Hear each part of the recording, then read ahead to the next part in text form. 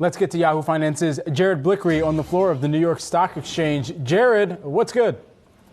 Well, that's a loaded question. I'll tell you what, we're seeing a little bit of green, but guess what? A lot of that is just centered in tech, and that really has been the story. And I just want to direct everybody's attention to the Wi-Fi Interactive. Here we got the Dow, but I'm taking a look at the bond market. Now, the 10-year T-note yield, which had been accelerating in May, is getting a little bit of a reprieve, and we'll see if I can pull this up here, over the last 2 days. And so this actually favors the growth trade, which already seemingly had been in favor of the growth trade, and that would be long duration in those tech stocks. Now, whatever happens with the debt ceiling, and let's say this is resolved in the best possible manner, we're still going to have the Treasury refilling its coffers over the coming months, and that assumes everything runs perfectly in between. And then we have a tightening in terms of basically QT in Europe as well. So we don't even have a handle on the exact figures, but it's something like $500 billion to $1 trillion we're going to lose in liquidity this year. So another thing I'm really watching like a hawk is the ISB of a Move Index. You can see that's on the Wi-Fi Interactive right here. Over the last 2 days, you can see these two green candles here really picking up here. And when we have bond market volatility, guess what? That usually spills into equity volatility.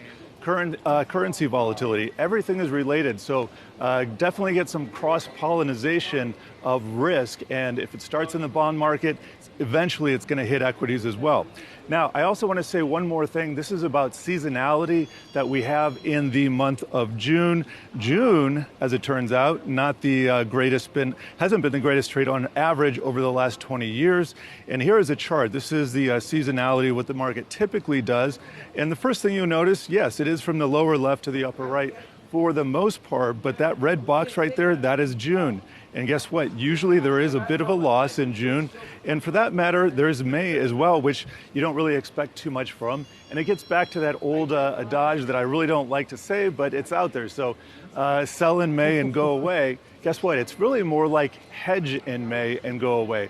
Lots of large institutions prefer to be on autopilot over the summer. They don't want to be in here. They don't want to be down in the nitty-gritty. Now, that would change if there's some huge paradigm shift in information. And we've seen this in years past where institutions are forced to come in over the weekend and kind of hammer out some business. But that is not the norm. For the most part, nobody wants to reposition. And for that matter, given all the low liquidity that I was just talking about, there's not a lot of high liquidity days in the market that they could actually do that without causing a commotion. One is going to be the Russell rebalance. That's coming up in a couple weeks. After that, really got nothing until the fall. So it's kind of where we are right now, in limbo. In limbo. Don't we love that? Thanks so much, Jared. Appreciate it.